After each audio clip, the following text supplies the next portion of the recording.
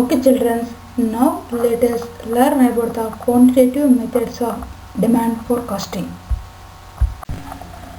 This method involves various statistical and mathematical tools to data for predicting future events. ಭವಿಷ್ಯದ ಘಟನೆಗಳನ್ನು ಅಂದಾಜು ಮಾಡುವುದಕ್ಕಾಗಿ ಹಲವು ರೀತಿಯ ಸಂಖ್ಯಾತ್ಮಕ ಮತ್ತು ಗಣಿತಾತ್ಮಕ ಸಾಧನಗಳನ್ನು ಈ ವಿಧಾನದಲ್ಲಿ ಬಳಸೋದನ್ನು ನಾವು ಗುರುತಿಸಬಹುದು.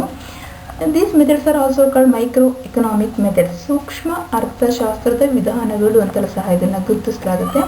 Because of it involves prediction of activity of particular firms, products, commodities, markets, industry, etc.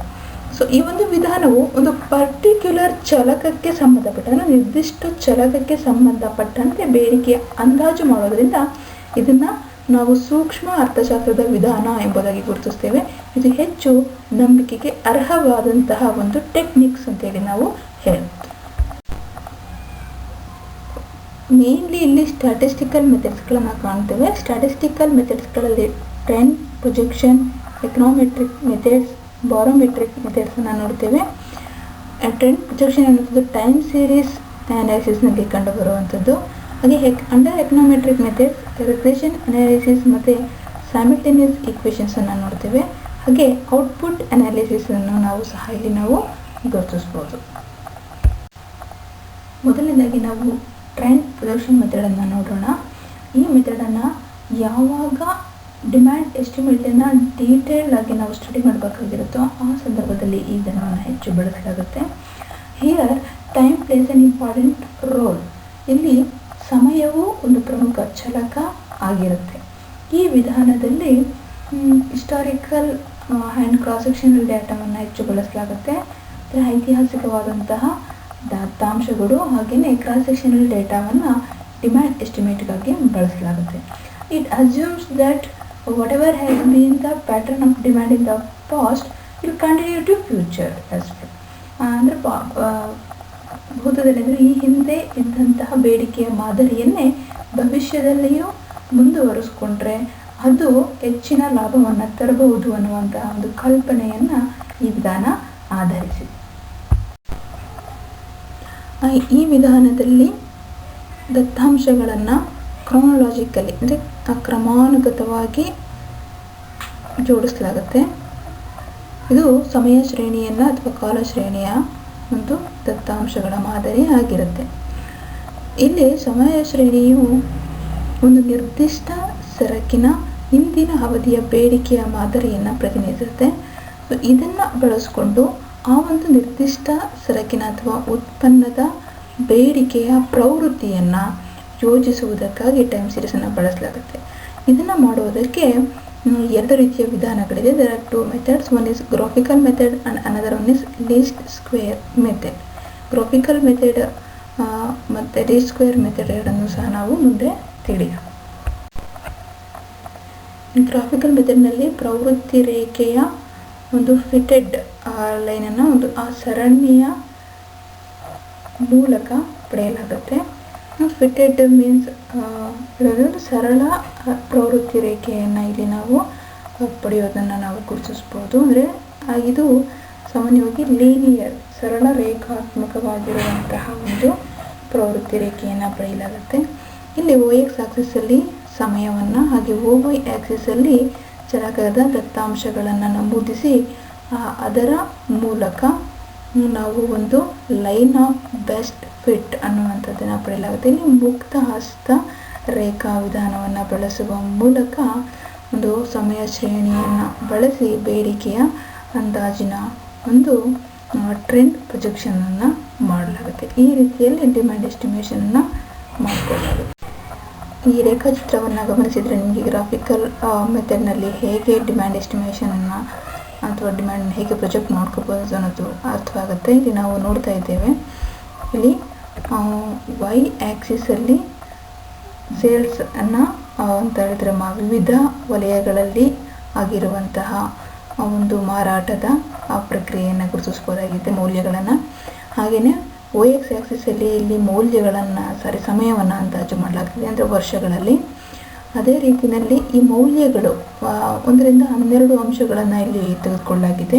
ಈ 12 ಅಂಶಗಳು ಸಂಪೂರ್ಣವಾಗಿ ಚದುರಿದ್ದು, ಈ ಚದುರಿರುವಂತಹ ಮೌಲ್ಯಗಳ ಮಧ್ಯದಲ್ಲಿ ಒಂದು ಮುಕ್ತ ಹಸ್ತ ವಿಧಾನದ ಮೂಲಕ ಒಂದು ಪ್ರವೃತ್ತಿ ರೇಖೆಯನ್ನು ಎಳೆಯಲಾಗಿದೆ. ಈ ಪ್ರವೃತ್ತಿ ರೇಖೆಯನ್ನು ಎಳೆಯುವ ಮೂಲಕ ಒಂದು ಪ್ರವೃತ್ತಿ ರೇಖೆಯ ಅಂದಾಜನ್ನು ಮಾಡಿಕೊಳ್ಳುವುದನ್ನು ನಾವು ಇಲ್ಲಿ ಗುರುತಿಸ್ತಾ ಇದ್ದೀವಿ.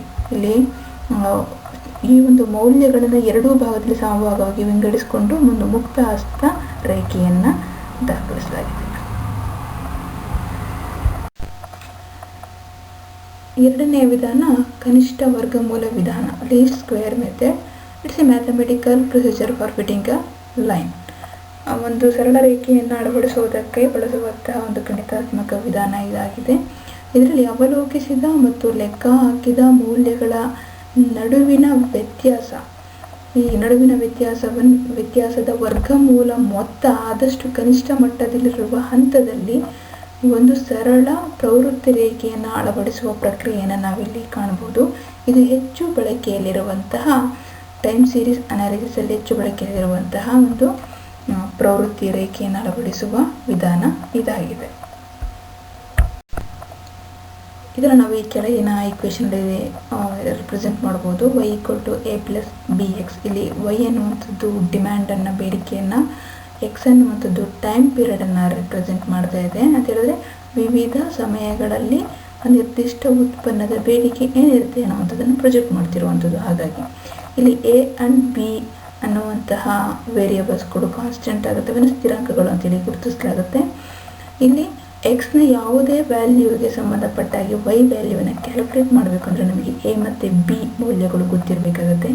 a ಮತ್ತು b ಮೌಲ್ಯಗಳನ್ನು ನಾವು ಪಡಿಬೇಕಂತೇಳಿದ್ರೆ ಈ ಕೆಳಗಿನ ಈಕ್ವೇಷನನ್ನು ಬಳಸಬೇಕಾಗುತ್ತೆ. ಅದು sigma y = na + b × sigma x. ಹಾಗೆಯೇ sigma x y = a sigma x + b sigma x². ಆ ಲೀಸ್ಟ್ ಸ್ಕ್ವೇರ್ ಮೆಥಡನ್ನು ನಾವು ಪ್ರಾಕ್ಟಿಕಲ್ ಆಗಿ ಅರ್ಥ ಮಾಡ್ಕೊಳ್ಳುವಂತಹ ಪ್ರಯತ್ನ ಮಾಡೋಣ. ಅದಕ್ಕೋಸ್ಕರ ನಿಮಗೆ ಒಂದು ಪ್ರಾಬ್ಲಮ್ ಮತ್ತು ಸೊಲ್ಯೂಷನನ್ನು ನಾನಿಲ್ಲಿ ನೀಡಿದ್ದೇನೆ. Here the data relate to the sale of generator sets of a company over the last 5 years. ಕಳೆದ 5 ವರ್ಷಗಳಲ್ಲಿ ಜನರೇಟರ್ ಸೆಟ್ಸನ್ನು ಮಾರಾಟ ಮಾಡುವಂತಹ ಒಂದು ಕಂಪನಿಯ ಮಾರಾಟದ ಪ್ರಮಾಣ ಎಷ್ಟು ಇತ್ತು ಅನ್ನುವಂಥದ್ದು. 2003, 4, 5, 6, 7, 5 ವರ್ಷಗಳಲ್ಲಿ 2003ರಲ್ಲಿ 120 ಜನರೇಟರ್ ಸೆಟ್ಸ್ಗಳಿಗೆ ಮಾರಾಟ ಆಗಿದೆ. 2007ರಲ್ಲಿ 160. ಈ ಏರಿಕೆಯ ದರದಲ್ಲಿ ಜನರೇಟರ್ ಸೆಟ್ಸ್ಗಳಿಗೆ ಬೇಡಿಕೆ ಇದ್ದಿದ್ದನ್ನು ನಾವು ಗುರುತಿಸ್ಬೋದು. ಒಂದು ವೇಳೆ 2012ಕ್ಕೆ ಇದೇ ಪ್ರವೃತ್ತಿ ಮುಂದುವರೆದರೆ ಈ ಅಂಕಿಅಂಶಗಳನ್ನು ಆಧಾರವಾಗಿ ಇಟ್ಕೊಂಡು ಜನರೇಟರ್ ಸೆಟ್ಸ್ನ ಬೇಡಿಕೆ ಏನಿರುತ್ತೆ ಅನ್ನೋದನ್ನು ನಾವು ಅಂದಾಜು ಮಾಡೋದಾದರೆ ಹೇಗೆ ಅಂದಾಜು ಮಾಡಬೇಕು ಅನ್ನೋದನ್ನು ಇಲ್ಲಿ ನೀಡಲಾಗಿದೆ. ಅದನ್ನು ನೀವು ಸೂಕ್ಷ್ಮವಾಗಿ ಅವಲೋಕಿಸಿ. ಇಲ್ಲಿ ಎಕ್ಸ್ ವ್ಯಾಲ್ಯೂಸ್ಗಳು ವರ್ಷಗಳನ್ನು ಸೂಚಿಸುತ್ತದೆ. ಕಾಲ ಅಥವಾ ಸಮಯವನ್ನು ನಾವು ಎಕ್ಸ್ ವ್ಯಾಲ್ಯೂಸ್ ಆಗಿ ತೆಗೆದುಕೊಳ್ತೇವೆ. ವೈ ವ್ಯಾಲ್ಯೂಸು ಮಾರಾಟದ ಜನರೇಟರ್ ಸೆಟ್ಸ್ಗಳ ಮಾರಾಟದ ಪ್ರಮಾಣವನ್ನು ಸೂಚಿಸ್ತಾ ಇದ್ದೇವೆ. ಸೂತ್ರದ ಪ್ರಕಾರ ನಾವು x² ಮತ್ತು x × y ಅನ್ನು ಇಲ್ಲಿ ಕಂಡುಹಿಡ್ಕೊಂಡಿದ್ದೇವೆ. ಮೌಲ್ಯಗಳನ್ನು ಸೂತ್ರಕ್ಕೆ ಹಾಕಿದಾಗ ನಮಗೆ ಲಭ್ಯವಾದಂಥ ಬಿ ಮೌಲ್ಯ 9, ಎ ಮೌಲ್ಯ 113 ಬಂದಿದೆ. ಈ ಎ ಮತ್ತು ಬಿ ಮೌಲ್ಯಗಳನ್ನು ಬಳಸಿ 2012ಕ್ಕೆ ಜನರೇಟರ್ ಸೆಟ್ಸ್ಗಳಿಗೆ ಇರುವಂತಹ ಬೇಡಿಕೆಯ ಪ್ರಮಾಣವನ್ನು ನಾವು ಕಂಡುಹಿಡಬಹುದು. ಹಾಗಾಗಿ 203 ಸೆಟ್ಸ್ಗಳಿಗೆ 2012ಕ್ಕೆ ಬೇಡಿಕೆ ಸೃಷ್ಟಿಯಾಗಬಹುದು ಅನ್ನುವಂತಹ ಬೇಡಿಕೆ ಅಂದಾಜನ್ನು ಮಾಡಬಹುದಾಗಿದೆ. ಬಾರೋಮೆಟ್ರಿಕ್ ಮೆಥಡ್. ಬಾರೋಮೆಟ್ರಿಕ್ ಅಂತ ಹೇಳಿದರೆ ಮಾಪಕ ಅಂತೇಳಿ ಗುರುತಿಸ್ಬೋದು. ಹವಾಮಾನ ಇಲಾಖೆಯಲ್ಲಿ ಹೇಗೆ ಬಾರೋಮೆಟ್ರಿಕ್ ಮಾಪಕವನ್ನು ಬಳಸ್ಕೊಂಡು ಹವಾಮಾನ ಒಂದು ವೈಪರೀತ್ಯವನ್ನು ಅಂದಾಜು ಮಾಡ್ತಾರೋ ಹಾಗೆ ಅರ್ಥಶಾಸ್ತ್ರಜ್ಞರು ಸಹ ಆರ್ಥಿಕತೆಯ ಪ್ರಮುಖ ಚಲಕಗಳ ಆಧಾರವಾಗಿಟ್ಕೊಂಡು ಅವುಗಳನ್ನು ಮಾಪಕಗಳಾಗಿ ಬಳಸ್ಕೊಂಡು ಆರ್ಥಿಕತೆಯ ಪ್ರವೃತ್ತಿಗಳನ್ನು, ಚಟುವಟಿಕೆಗಳನ್ನು ಅಂದಾಜು ಮಾಡುವಂಥದ್ದನ್ನು ನಾವಿಲ್ಲಿ ಗುರುತಿಸ್ಬೋದು. ಹಾಗಾಗಿ ಈ ಒಂದು ವಿಧಾನದ ಮೂಲಕ ಅಂದಾಜು ಮಾಡುವಂತಹ ತಂತ್ರ ಅಂತ ಹೇಳಿದರೆ ಕೆಲವೊಂದು ಪ್ರಮುಖ ಚಲಕಗಳು ಮತ್ತು ಕೆಲವೊಂದು ಮಂದಗತಿಯ ಚಲಕಗಳ ನಡುವಿನ ಸಂಬಂಧವನ್ನು ಆಧರಿಸಿ ಒಂದು ನಿರ್ದಿಷ್ಟ ಚಲಕಗಳಲ್ಲಿ ಆಗುವಂತಹ ಬದಲಾವಣೆಗಳನ್ನು ಅಂದಾಜು ಮಾಡುವ ಪ್ರಕ್ರಿಯೆಯನ್ನು ಬಾರೋಮೆಟ್ರಿಕ್ ಟೆಕ್ನಿಕ್ಸ್ ಒಳಗೊಂಡಿರುತ್ತೆ. Some of the important indicators are employment, wholesale prices, industrial production, gross national product. ಉದಾಹರಣೆಗೆ 2001 ಜನವರಿಯಲ್ಲಿ ಗುಜರಾತಿನ ಭುಜ್ದಲ್ಲಿ ಆದಂಥ ಭೂಕಂಪದಿಂದ ಸಾಕಷ್ಟು ಆಸ್ತಿಪಾಸ್ತಿಗೆ ನಷ್ಟ ಉಂಟಾಯಿತು. ಸೊ ಈ ಒಂದು ಕಾರಣದಿಂದ ಬಿಲ್ಡಿಂಗ್ ಅಂದರೆ ಹೊಸ ಕಟ್ಟಡಗಳ ನಿರ್ಮಾಣಕ್ಕೆ ಹೆಚ್ಚಿನ ಬೇಡಿಕೆ ಬಂತು. ಕಟ್ಟಡಗಳ ನಿರ್ಮಾಣದ ಬೇಡಿಕೆಯಿಂದಾಗಿ ಸಿಮೆಂಟ್ ಮತ್ತು ಇತರ ಕಟ್ಟಡ ನಿರ್ಮಾಣ ಸಾಮಗ್ರಿಗಳಿಗೂ ಸಹ ಬೇಡಿಕೆ ಬಂತು. ಹಾಗಾಗಿ ಇಲ್ಲಿ ಕನ್ಸ್ಟ್ರಕ್ಷನ್ ಆಫ್ ಬಿಲ್ಡಿಂಗ್ ಅನ್ನುವಂಥದ್ದು ಲೀಡಿಂಗ್ ವೇರಿಯಬಲ್ ಆಗಿರುತ್ತೆ. ಇತರ ಸಾಮಗ್ರಿಗಳು ಸಿಮೆಂಟ್ ಅಥವಾ ಇತರ ಸಾಮಗ್ರಿಗಳಿಗೆ ಲ್ಯಾಗ್ ವೇರಿಯಬಲ್ ಅಂತೇಳಿ ಗುರುತಿಸ್ಬೋದು. ಹಾಗೆ ಕನ್ಸ್ಟ್ರಕ್ಷನ್ ಆಫ್ ಬಿಲ್ಡಿಂಗ್ ಅನ್ನುವಂಥದ್ದು leading indicator of the parameter ಅಂತೇಳಿ ನಾವಿಲ್ಲಿ ಹೇಳ್ಬೋದು. ಎಕನಾಮೆಟ್ರಿಕ್ಸ್ ಮೆಥಡ್ಸ್ ಅನ್ನುವಂಥದ್ದು ಇತ್ತೀಚಿನ ದಿನಗಳಲ್ಲಿ ಹೆಚ್ಚು ಬಳಕೆಯಲ್ಲಿರುವಂತಹ ಒಂದು ಫೋರ್ಕಾಸ್ಟಿಂಗ್ ವಿಧಾನಗಳಲ್ಲಿ ಒಂದು. It's A mixture of statistics and mathematical tools. ಸಂಖ್ಯಾತ್ಮಕ ಮತ್ತು ಗಣಿತಾತ್ಮಕ ಸಾಧನಗಳ ಒಂದು ಮಿಶ್ರಣ ಎಕನಾಮೆಟ್ರಿಕ್ ಮಾಡೆಲ್ ಅಂತೇಳಿ ಗುರುತಿಸ್ಬೋದು. ಇದು ಸ್ವಲ್ಪ ಪ್ರಾಕ್ಟೀಸಲ್ಲಿ ಅಂದರೆ ಯೂಸೇಜ್ ಮಾಡುವಲ್ಲಿ ಒಂದಷ್ಟು ಕಾಂಪ್ಲೆಕ್ಸಿಟಿಯನ್ನು ಇದು ಒಳಗೊಂಡಿದೆ. ಈ ಒಂದು ವಿಧಾನದಲ್ಲಿ ರಿಗ್ರೆಷನ್ ಮಾಡೆಲ್, ರಿಗ್ರೆಷನ್ ಮೆಥಡ್ ಮತ್ತು ಸೈಮಲ್ಟೇನಿಯಸ್ ಈಕ್ವೇಷನ್ ಮೆಥಡನ್ನು ಬಳಸಿಕೊಂಡು ಡಿಮ್ಯಾಂಡ್ ಫೋರ್ಕಾಸ್ಟಿಂಗ್ ಮಾಡೋದನ್ನು ನಾವು ನೋಡ್ಬೋದು. ಹಾಗಂತ ಬೇಡಿಕೆ ಅಂದಾಜು ಮಾಡೋದಕ್ಕೆ ಬಳಸುವಂಥ ಈ ವಿಧಾನಗಳೆಲ್ಲವೂ ರಿಲಯಬಲ್, ನಂಬಿಕೆಗೆ ಅರ್ಹನ, ಆ ಪ್ರಕಾರ ಹೋದರೆ ಪ್ರತಿಯೊಂದು ಉದ್ಯಮ ಸಂಸ್ಥೆ ಅಥವಾ ಒಂದು ಇಂಡಸ್ಟ್ರಿ ಲಾಭವನ್ನು ಗಳಿಸೋದಕ್ಕೆ ಸಾಧ್ಯನಾ ಅಂತ ಹೇಳಿದರೆ ಇಲ್ಲಿ ಕೆಲವೊಂದು ಲಿಮಿಟೇಷನ್ಸನ್ನು ನಾವು ನೋಡ್ಬೋದು. ಇದು ಒಂದು ರೀತಿಯಲ್ಲಿ ಅವರು ಒಂದು ಊಹೆ ಅಥವಾ ಅಂದಾಜು ಅಂತ ನಾವು ಮೊದಲಿಂದ ಹೇಳ್ಕೊಂಡ್ರೆ ಅಂದಾಜು ಮಾಡುವಿಕೆ ಅಂತಲೇ ಹೇಳೋದು. ಹಾಗಾಗಿ ಇದು 100% ಅಕ್ಯುರೇಸಿ ಆಗಿರುತ್ತೆ ಅಂತೇಳಿ ನಾವು ಹೇಳೋದಕ್ಕೆ ಬರೋದಿಲ್ಲ. ಹಾಗೆಯೇ ಕ್ವಾಂಟಿಟೇಟಿವ್ ಟೆಕ್ನಿಕ್ಸ್ಗಳು, ಪರಿಮಾಣಾತ್ಮಕ ವಿಧಾನಗಳು ಸಹ ಕೆಲವೊಂದು ಕಲ್ಪನೆಗಳನ್ನು ಆಧರಿಸಿ ಕನ್ಕ್ಲೂಷನ್ಸ್ಗೆ ಬರುತ್ತೆ. ಅದರಿಂದ ಅದು ಸಹ ಅಷ್ಟು ರಿಲಯಬಲ್ ಅಂತೇಳಿ ನಾವು ಗುರುತಿಸ್ಬೋದು. ಹಾಗೆಯೇ ಮ್ಯಾನೇಜರ್ಸ್ಗಳು ಏನಿರ್ತಾರೆ ಅವರು ಈ ಒಂದು ಅಂದಾಜು ಮಾಡುವಿಕೆಯ ಒಂದು ಬೇಡಿಕೆಯ ಅಂದಾಜಿನ ಇನ್ಫಾರ್ಮೇಷನ್ ರಿಲಯಬಲ್ ಅಲ್ವಾ ಅನ್ನುವಂಥದ್ದನ್ನು ಅವಾಗವಾಗೆ ಪರೀಕ್ಷೆಗೆ ಒಳಪಡಿಸ್ಕೋಬೇಕಾಗಿರೋದು ಅವಶ್ಯಕ ಆಗಿರುತ್ತೆ. Okay children, so we are reached to our end of the session. Any questions? Please ask me through mail or call or message. Thank you.